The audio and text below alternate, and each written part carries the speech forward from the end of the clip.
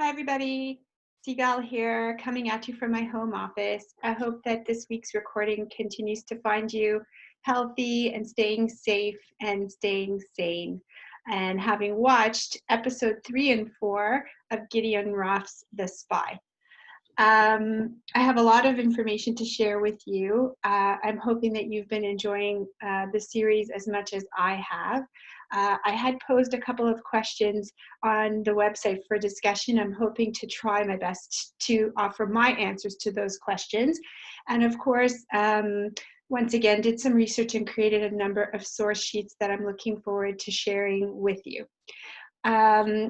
I have a ton of notes that I took while I was watching the episodes. There was so much going on that I can't possibly go over all of it, but I'm going to do my best to sort of share with you the thoughts and things that I noticed as I was watching, and some areas, of course, that spurred me to do some research and learn along with you.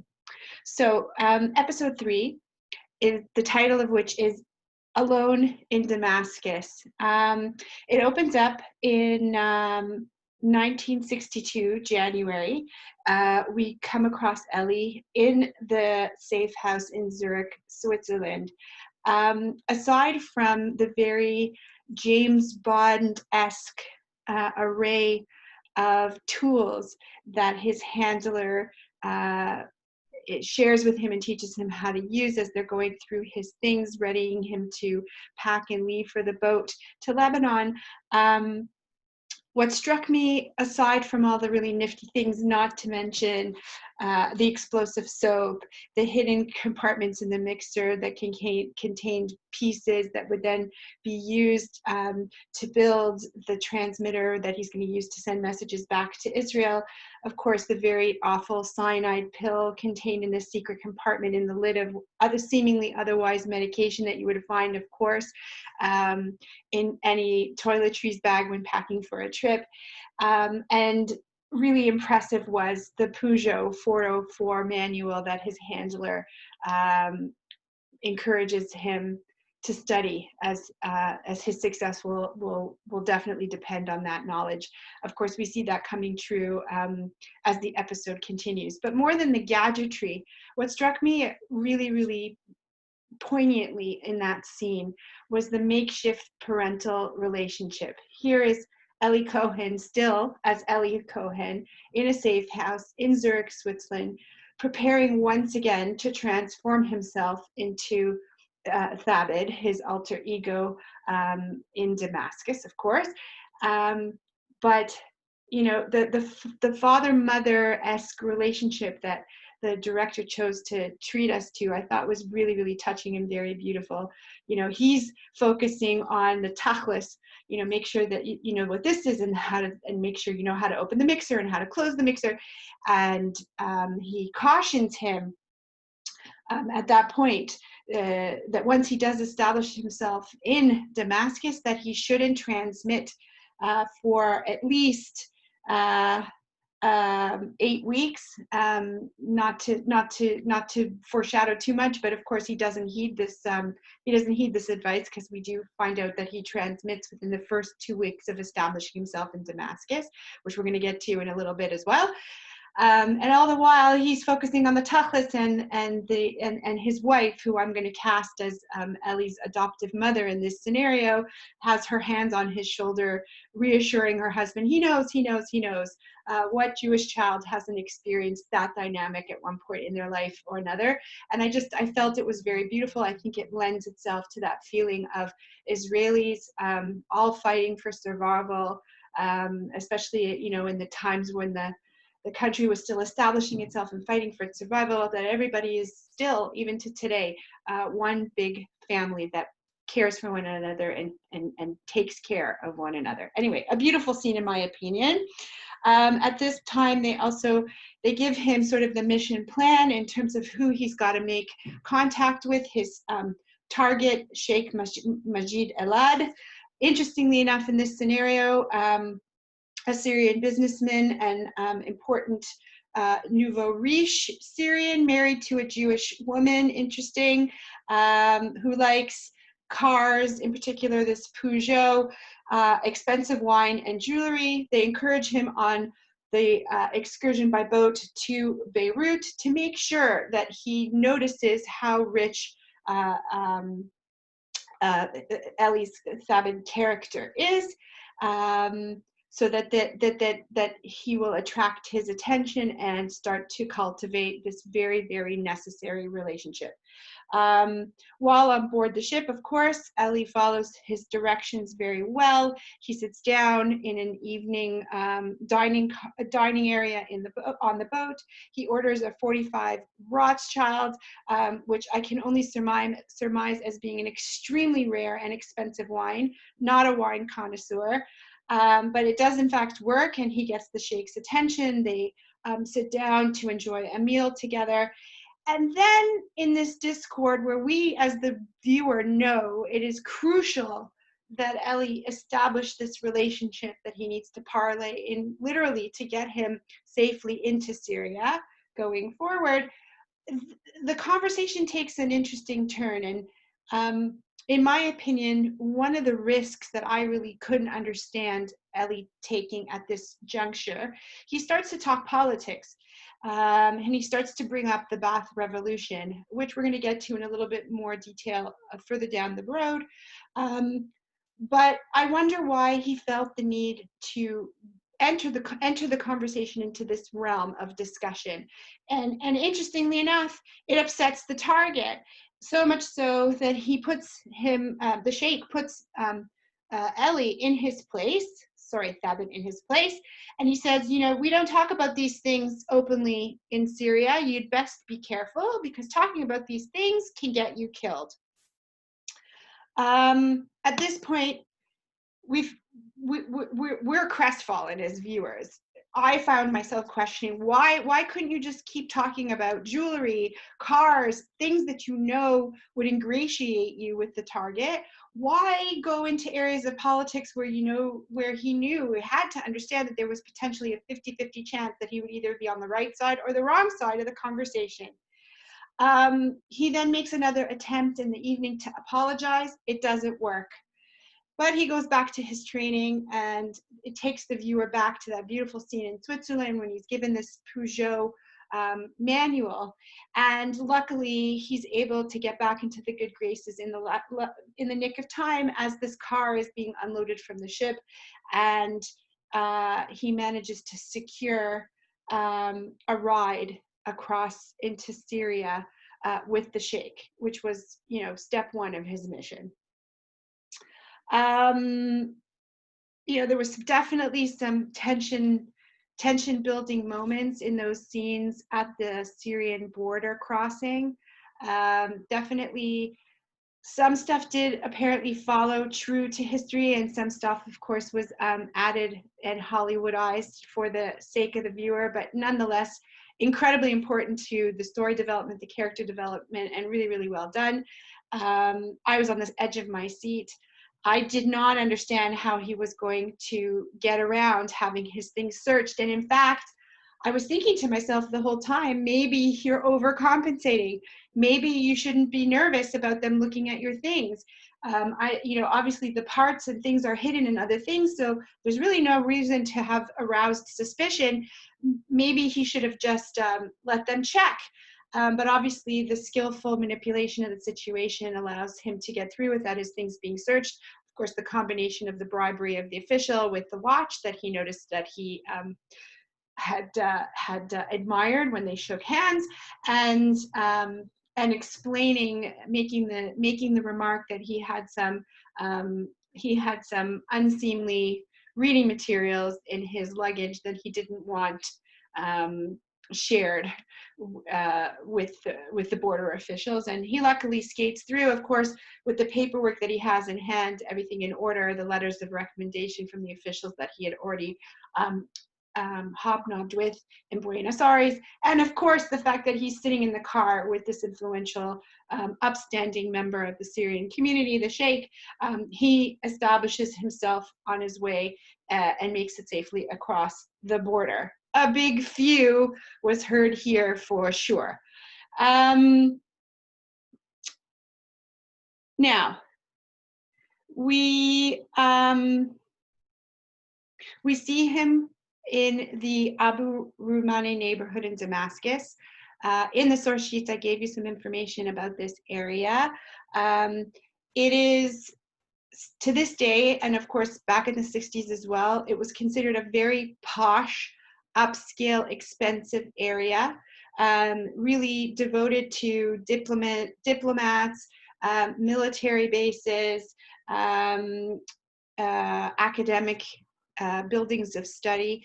And of course, for our purposes, for Elli's purposes, his apartment could not have been better situated, so much so that with the intelligence that he does transmit, despite not following orders for the second time now, having been told not to transmit before an 8-week span had passed, within the first 2 weeks, he does message back home to let them know that he's set himself up and he's in an apartment, and they're very easily able to surmise exactly where he's situated by his fantastic view of this military bureau that is literally across the street.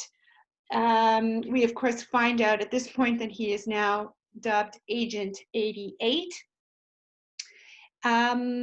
And he starts the work of establishing himself within the business community in Syria in a flawless way that I think the director did an amazing job throughout the series of sort of, not in a flashback per se, but there's one timeline and there's another timeline. There's the timeline and the reality of Elli Cohen as his alter ego, Thabit, establishing himself in his mission in Syria. And all the while, there's another life going on back home in Israel. And that life, of course, is focused on two major characters, well, three really. One is the Mossad and his handlers and the officials who are counting on valuable intel that he's providing to the Mossad and through them to the IDF. The second major character is, of course, Dan, his trainer and his handler, and of course his wife Nadia. As we discussed in our first review, for Gideon Raff, the director and creator of this program, it was really, really important to illuminate the relationship between him and his wife Nadia, and the amount of sacrifice that the two really gave in service of their country. Him, of course, the ultimate sacrifice, but her also equally having to raise a family all alone, and to be missing her husband, and for her children not to know their father is a gut-wrenching reality, and one that I think the series really beautifully illustrated. So we get this first sort of flashback in this, not flashback, we get this pivot in the episode to what's going on back home in Israel. We start to learn a little bit more about Dan, his trainer and handler. We start to learn a little bit more about his feelings of guilt that he's carrying. It was alluded to in the first episode that he had lost clearly an agent previous to Elli, which contributed to a lot of his trepidation and his thoroughness in terms of trying to prepare Elli so that he wouldn't meet the same fate. And those feelings of guilt, I think, translate into his relationship with Nadia as well. We learned through his discussions with his secretary or his assistant, I don't know exactly, Maya, what her title is, agent. We learned finally what happened with this agent that was killed in action, and we really come to understand where those feelings of guilt stem from. Maya, of course, cautions him not to get too close to Nadia. I'm not sure if it's 100% because of concern for the security of the mission, that Nadia shouldn't become suspicious, because it's a government position, an ambassadorship position, or leading to an ambassador's position in Israel. Why is his boss caring so much about the wife that he left behind?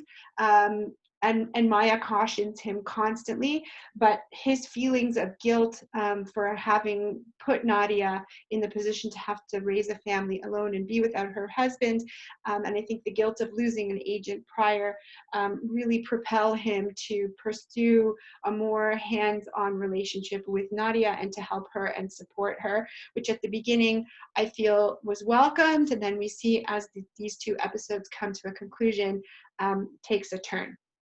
In any event, an incredible, masterful way of having those two side stories shared with the viewer, switching from the two in a very seamless, flawless way that didn't feel at all jagged or difficult to understand in the way some other films that we've discussed weren't as masterful as Raf's spy is. Some other really interesting details. Again, we find ourselves with Elli again in the streets of Damascus, and the use of real footage and it melting seamlessly into the actual footage of the show. Again, a really masterful inclusion, in my opinion. We see it a couple of times. The Abu Ramani neighborhood on the boat is another instance in the port of Beirut. Just incredible meshing of historical footage with the footage of the film. Just, I thought, lent so much credence and so much richness to the experience for the viewer, and I thought it was just beautifully done. So I'm hoping we're going to see that more and more as we go forward. Again, they took a lot of time and pride in the cinematography and the street settings to really help us feel and understand what Elli was experiencing as Thabit. I found one scene in particular when he's still sort of in the middle of the third episode, when he's still he's beginning to establish himself as a businessman. He's securing the things that he needs for his import-export company. And there's a scene where he walks past a street sign, and I don't know if you noticed it, but it was, again, beautifully done. The sign was originally in Arabic. You see a figure with a finger to their mouth, you know, saying shh. And beautifully, the Arabic melts into English for the benefit of the viewer, assuming that we may not all speak or read fluent Arabic. And the sign's content is, be careful, beware, the enemy is listening.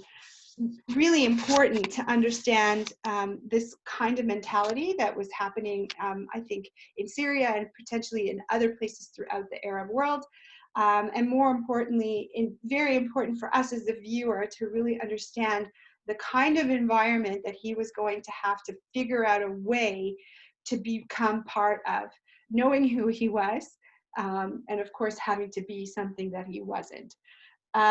So he goes about his affairs, he sets up his business, he continues to provide all the tools that he needs in order to set himself up with his cover identity, that being the import-export company, but also at the same time setting himself up with the tools that he needed to provide intelligence to Israel, not just through the transmissions of Morse code encoded messages, but as we see, hiding photographs inside hollowed out legs of furniture that he's sending back and forth. The daily newspaper that he uses to wrap the vases and the furniture, also valuable intelligence that Israel would not have had it been for him.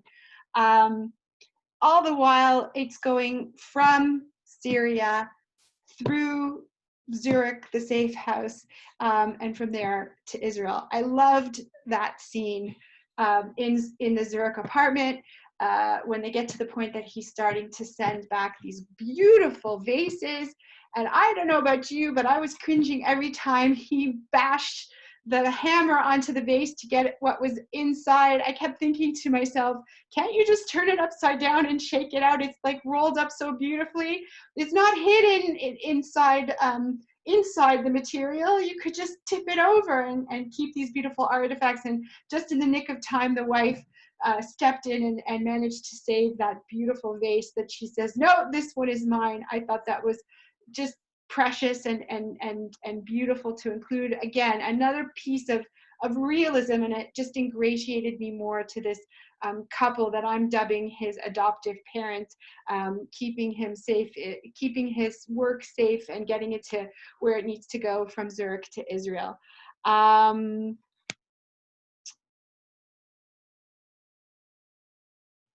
Okay, next. The story then so now that he's physically established the import-export company, he's starting to work at the same time on ingratiating himself into the upper echelons of the Syrian government, and developing target relationships to give him opportunities to gather more intelligence for the Mossad. All the while, this undercurrent, this under message of risk and taking too much risk or taking the right amount of risk. And that one of the questions, in fact, that I asked you for this week was, do you think that Dan's concerns over Elli's methods were well-founded? Why or why not? For me, my notes, my observations of him, I think that Dan's concerns were definitely well-founded. There's absolutely a layer that we have to consider of Dan's guilt, which I've already alluded to, which may have made him overly cautious and overly worrisome. But I don't think that really can completely nullify the reality. And the reality is that, as we discussed already, Elli had something in him that was motivating him to become a Mossad agent, A. And two, we touched on it a little bit, this feeling of not quite being enough, not quite belonging. Also, I think propelling him not only to take on the job, but I think it also colored the way he approached the job. And in fact, I did notice a couple of points throughout these 2 episodes where he just took, in my opinion, a little too much of a risk. Of course, he's a spy. He's got to put himself in dangerous situations in order to fulfill his mission. But at the same time, he's not going to be able to do anything if he's caught. So he needs to maintain that balance between risk assessment and going forward and producing. I'm drawn, in fact, to a couple of scenes to illustrate this point. The first one is in episode 3. He's ingratiated himself with the young military soldier who's a son of a general in the Syrian army. They meet originally in a bar. The relationship develops. They continue to bond. And through an excessive amount of drinking, Elli gets this young soldier into his home. He, I think, was planning to continue to entertain him and continue to develop this trust in this relationship that was just at a fledgling state. And of course, the young soldier couldn't hold his alcohol, although full props for ingesting 2 bottles of vodka and still being able to walk and talk. It's not something small. But in any event, he passes out. He passes out on his couch. And it's at that moment that, for whatever reason, Elli decides it's important to start sending a message home with this soldier just a room away. I understand needing to be in communication. Perhaps I'm not understanding clearly if there was a set schedule that he needed to follow. There was really no indication as a viewer that was the case. And I just kept thinking to myself, really? You know, he's passed out now, but he could wake up to go to the bathroom, and you wouldn't have any warning because he's in, albeit your beautiful 5-bedroom apartment in Damascus, but he's just in a room next door. Couldn't he have waited until a more opportune time to send the message home? It's at this point again that the story shifts from Elli to his wife Nadia. We learn that she has now two children. It becomes a little bit more clear, the timeline, into the fourth episode, but she has a toddler and an infant. And she hasn't had a night off in 5 months. She's been alone. Yes, she has, thank God, support from the extended family, but betachlis, in reality, on the day-to-day, she's taking care of two children on her own and supporting them to boot with her job. Of course, we see her dealing with her own feelings of guilt as a new mother, that she's actually going to go out and she's dressed up, and the mother-in-law and her sisters have to encourage her, really force her, go and have a good time and don't worry about it. We've got it covered. We'll take care of the kids. And of course, she goes to Tel Aviv at the invitation of her employer, who we met, her and her husband, at their fancy party in the first episodes of the show. And sadly, when she arrives, the husband had changed his mind and decided he was going to attend the show with his wife, and she's left to make her way back in the night, back to Bat Yam. Juxtaposition: Elli, hobnobbing, seemingly socializing and having a good time, albeit for a really good cause, albeit under ruse, but nonetheless, in my opinion, dangerous, but definitely having a better time than Nadia, his wife, alone, working, not sleeping, tending to two children by herself, as she just misses her husband day after day after day.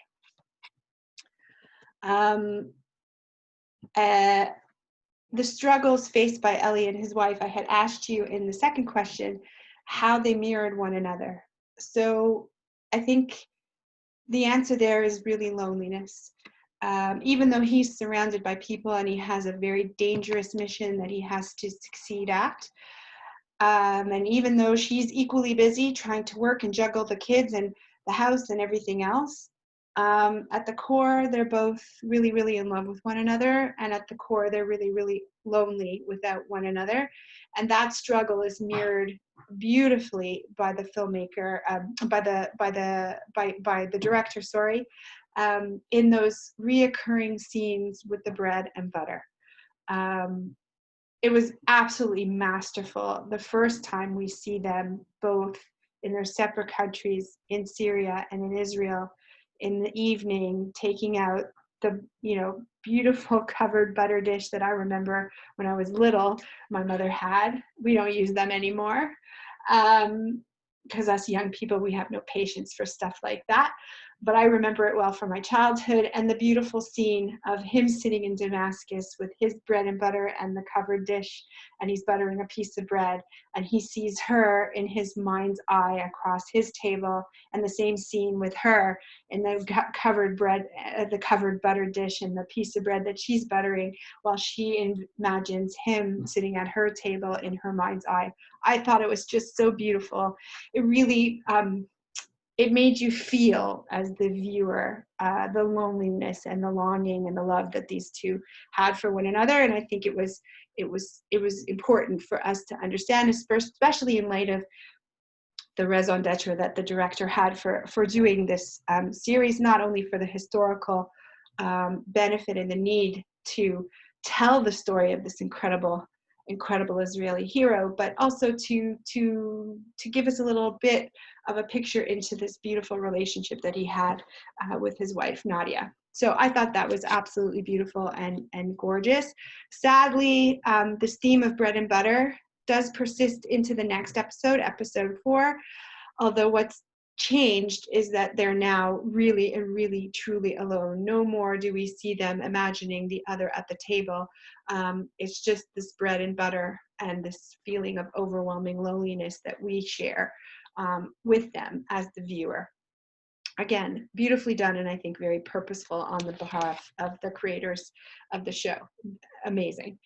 Okay, so that's episode 3. Episode 4, called The Odd Couples, starts us at the end of 1962. We find Elli in bed. He awakens to the sound of gunfire and jubilation, parades in the streets, and people like celebrating. He turns on the radio to hear an absolutely bogus report, as it turns out, that there had been a battle between Syria and Israel in the Golan Heights. It was, of course, an unprovoked attack carried out by Israel, and that Syria had absolutely prevailed in every way, taking down the IDF and winning the battle of the day. He turns off the radio, he gets dressed, and we see him venture outside into the streets. Jubilation, the gunfire in the air, flags, people parading and packed in the streets. He walks with the crowd carries him. All the while in his mind, he's only able to go on what he's hearing on the radio as being factual. So you have to figure in his kishkes, he's really, really sad and upset that his brothers have fallen. All the while, a true test of his commitment to his alter ego, Thabit, having to walk down the streets and chant with the crowds, "Yay Syria," and not appear in any way out of place. He comes to a point in the parade, and he comes upon the charred bodies of soldiers in a burnt out tank on display disrespectfully for all to see. There's dancing, there's singing, there's flags, there's gunfire, and he has to turn away. He has to turn away because obviously we know who he is, but masterfully in terms of, bringing about that feeling of edge of your seat panic. Of course, Absalom is at the absolute wrong time when he's turning away from the scene, and you can see that he's holding back, I guess, nausea, tears, anger, hurt, mourning.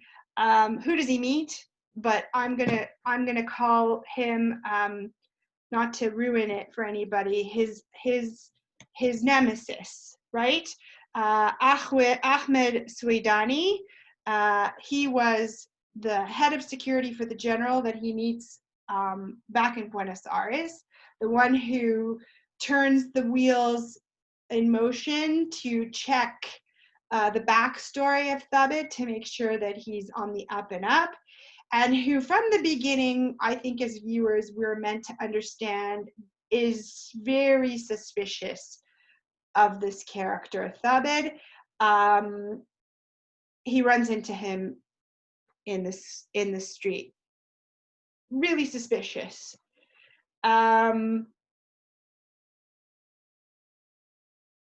He gets out of that uncomfortable situation, and we only learn later that in fact it was all a ruse. It was, again, a Syrian attempt to sway the masses, to save face, to maintain Syrian pride. In fact, this battle did occur. In fact, it was provoked by Syria, not by Israel. And in fact, Israel prevailed. The charred remains that we see and that Elli sees are in fact Syrian soldiers that they dressed up to look like IDF soldiers, again, to continue to maintain the passion of the masses so that they wouldn't question their leadership and they would continue to stay in line and do as they're told. Knowledge he would never have come across if he hadn't been as successful as he was in ingratiating himself with the echelons that he's already established himself with. We find out this news via the young son of the military general. At the same time, we get a shift back to Israel, a continuing conversation with Dan and his superiors. They need information about the Shalal underground secret military project. And again, the discussion centers on risk assessment. We heard from Dan, his job, Elli's job, is to watch and listen and report. He's not meant to be noticeable. Agents who get noticed end up dead. Again, it's another layer leading to what is driving Elli. Are the risks reasonable, or is he pushing himself too hard, ultimately putting himself and the mission at ultimate risk? Again, the weaving of historical accurate facts within, I'm going to call it the Hollywood drama, lending to an overall really, really amazing experience for the viewer, again, I think was just masterfully done. We're still in Israel. We shift back to Nadia. We now learn, as I said to you before, she now has 2 children, 1 toddler, 1 infant. It's been 11 months since she's seen Elli. He hasn't even met the baby. And then we switch immediately from her, that scene of her trying to navigate that carriage with the baby who won't stop crying. And we see him hobnobbing, and appearing to have a lot of fun, all the while we understand that it's necessary, it's part of the mission. But this juxtaposition of these 2 very different experiences of the couple really, really, I think, give us a lot of knowledge that we wouldn't have had if we were just Israelis or Canadians reading about Elli Cohen and the amazing work that he did in a history book. So I again take my hat off to the director and the creative work that he put together here. Okay, then we get this incredible opportunity. The young son of the military general takes Thabit up into the actual military zone, all in connection to Elli's feigned disbelief that the reports were all fake. He doesn't believe it, and he musters his way into this military zone. We see them stop at what they call Lake Tiberias, as we know, the Sea of Galilee. Stop to take in this gorgeous sight. That same sight seen on both sides of the border, one from Elli and his Syrian perspective in Syria, and the other with the Israelis on the other side, looking at this just majestically beautiful, one of the more beautiful places, in my opinion, in Israel, and there are a lot of them. Was just, again, I think, another nod for the viewer to understand it's just 2 sides of the same coin, if you will. He learns rather, another really important piece of intelligence, that the Russians are actually supplying missiles and other armaments more so than has been let out in the news to the rest of the world. He gets to see these 120 millimeter Kuzbarats. He, of course, reports all of this back to Israel. He meets the colonel, finally, the colonel, and he goes into this crazy risk again. He waits for everybody to quiet out of the barracks, and he goes out into the office and starts taking pictures. He's nearly caught. He goes out a window. He's on the roof. He avoids detection. He hitches a ride. He manages to position himself out the Syrian war room. He finds out the exact time of an impending attack. He steals a radio, tries to connect through a different frequency, a different channel to Israel to warn them. It doesn't work. He hitches a ride on the back of a military truck, undiscovered, and finds himself actually in the Shalal secret military facility. He takes pictures galore. Again, tries to use the radio. It makes noise. He's detected. He eludes the Syrian guards on foot, and manages to get himself to the border where he meets Shmulik, the Engev kibbutznik, who he's able to deliver the message to, who brings it to the Ramakal, the high-ranking officer in the base. And once again, Israel is given valuable information and able to defend themselves.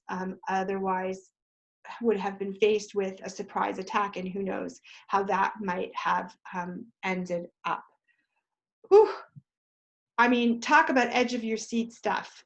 It was great viewing, historically accurate, I'm thinking in some cases, Hollywoodized in some cases, but nonetheless, just masterful to watch. And I thoroughly found myself on many occasions yelling at the screen, why are you crazy? Are you nuts? You have enough. You don't have to go the extra mile. You have enough. Get yourself safe. I guess I just don't have the mind of an Israeli Mossad spy. Really, just incredible watching for sure. And then the scene shifts again seamlessly back to what?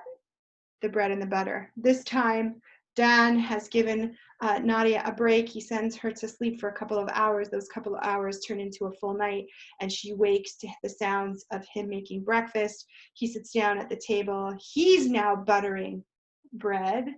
And of course, this very difficult conversation takes place where, you start to think, is Nadia getting suspicious? Is she starting to think that the situation may not be everything that she's being told it is? Regardless, she feels uncomfortable with Dan's level of help or involvement, and she, of course, pushes back and asks him to leave. And of course, we have that most poignantly beautiful, gut-wrenching plead. If you really want to help me, bring me back my husband. Again, just beautifully, masterfully done. We go back. And then we go back. I'm going back to the other side of the story, because the episode ends up with yet another masterful plan set in motion by Elli. When he's touring the bunker, and he's discovered that in fact all these bunkers that are situated strategically throughout the Golan Heights, that they are in fact underground. And there's that gut-wrenching scene with the gun where the official taunts him or invites him to shoot a kibbutznik through the turret, and you kind of are asking, you as the viewer have to ask yourself, what is he going to do? He's going to have to shoot this person. Maybe he can try to miss, but he's going to have to pull the trigger on his own, lest he blows his cover. And thankfully, he's given a reprieve at the last minute. But it's at that point where the little bit of extra exchange, the most valuable piece of exchange, happens. In that he has this conversation with the colonel, and he says, there's no shade. Why are our soldiers, our Syrian soldiers, being treated so mercilessly? They're protecting the country, and the heat and the sun is unrelenting, and there's no shade. And the official, explains to him that out of sight, sometimes out of mind, and that the budget is only such that they get the essentials, but there's no room for luxury. And Thabit hatches a plan that he is going to send them a gift. In one of the subsequent transmissions, he gives them information. At the same time, he asks for 600,000 Syrian dollars. For eucalyptus trees. For eucalyptus trees, they think, of course they send the money, but they don't really understand. But he's in fact gifting Israel with an invaluable piece of information. Not only do the photographs and the transmissions make their way back to Israel safely, not only does he thwart the surprise attack and allow Israel to defend itself and emerge victorious. But now, under the auspices of further ingratiating himself with the Syrian upper echelon military, he gifts them with eucalyptus trees, albeit for the guise of shade for the soldiers. But at the same time, the positioning of those trees, as we see the story shift back to the Israeli side, he's just given them the way of the land. Each eucalyptus tree tells them exactly the location of an underground military bunker. Brilliant! I was cheering. I hope you guys were too. It doesn't. I could have ended the episode there and have been completely satisfied. But of course, there was another twist still waiting for us. Again, his nemesis, this general Swidani, once again shows up at his house, at Elli Cohen's apartment. Unannounced, in the middle of him transmitting. He doesn't have enough time to put things away. He throws the jacket over. This guy is like super, super menacing, in my opinion, really arrogant. He goes where he wants. I was freaking out. I was hoping he wasn't going to move the jacket and discover the transmitter there. He asks for a glass of water. He gives him a glass of water, leaving him alone in the room. He puts the water down. He doesn't drink it. And then he explains to him, you need to come with me. And at that point, as the viewer, you don't know what's going on. For all we know, that's it. He's done. He's over. He's been discovered. This tension is further exacerbated by him being hooded in the car and taken to some undisclosed, unknown location. And of course, we get there. He's unhooded, and it turns out that he is reunited with the general that he met and established himself with back in Buenos Aires, and he meets Michel Aflaq, the leader of the Ba'ath Party. For those of you who are history buffs, we know that the Ba'ath Revolution in 1963 is going to take Syria in a very different direction. And leading the area once again into a heightened state of war with Israel. That's where the episode leaves off. Man, was it some good TV, in my opinion. I'm hoping that you're enjoying the show as much as I am. There's a lot to learn. And to that end, I've created a couple of source sheets for you. The first one that you're going to see, I've called We Rise Up. I have to give out a shout out to Bracha Fader, who I'm very humbled has become one of the viewers of this show. I'm really honored and touched that she's enjoying learning along with me. She was really moved by some of the discussions that we talked about in episode 1 and 2, namely this juxtaposition of a people having survived the Holocaust, being tasked with not just getting out of bed, but also building the country. And she sent me this absolutely meaningful, beautiful picture of generations of women who and their granddaughters. I don't want to spoil it for you, but I do want to thank Bracha for sending it to me. So please check that one out first. It's called We Rise Up. Then I created another source sheet called Some History. It's the history of Syria in a nutshell and some information about the Ba'ath Party. I felt it was really, really important for me as a viewer, and I thought that it might prove important for you as viewers as well, to really understand the history of Syria a little bit better, to understand sort of what political forces were shaping the reality on that side of the border, to better understand what perhaps may have propelled them into becoming such an adversarial enemy of Israel. I have to make a correction from last week. I had erroneously referred to the alliance with Egypt as the United Arab Emirates. Not correct. It should have been the United Arab Republic, which you'll read in the history and the timelines that I was able to find for you, breaks apart and puts Syria into a position of independence, which of course makes room for revolutions such as those taken on by the Ba'ath Party in 1963. So there's some information for you about that. And then of course, because of that beautiful scene of the Sea of Galilee being seen from both sides, from the Syrian side and from the Israeli side, I couldn't let it go without giving you some opportunities to learn about the Sea of Galilee, share some beautiful pictures with you, and also to bring you some information about what's been going on in the news right now. On the happy side, because of an absolutely crazy rainy winter, the sea level has risen to levels that they haven't seen in a really, really long time. But on the sad side of that happy side, because of the coronavirus, an area in Israel which is usually fraught with tourists and fraught with people going to spend the Safash, the Sof Shavua, the weekend, L'Tiyul in the area is sadly quite empty, at least at the time that the article was written. We're hoping that things will continue to improve there and change. But I wanted to share that with you in terms of what's happening right now. And of course, because of the importance of the eucalyptus tree in our story, I wanted to give you some information about the eucalyptus tree.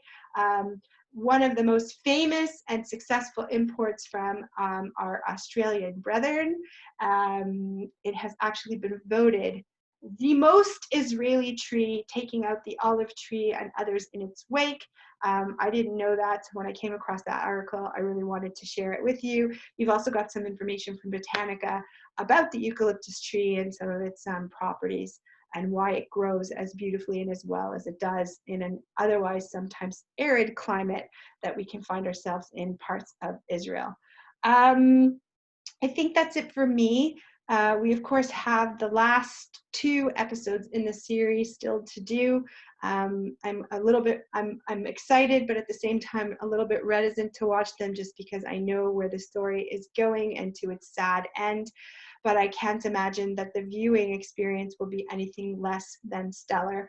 I hope that you're enjoying. I hope that you continue to remain sane and take care of one another and stay safe and healthy, and I wish you continued happy streaming.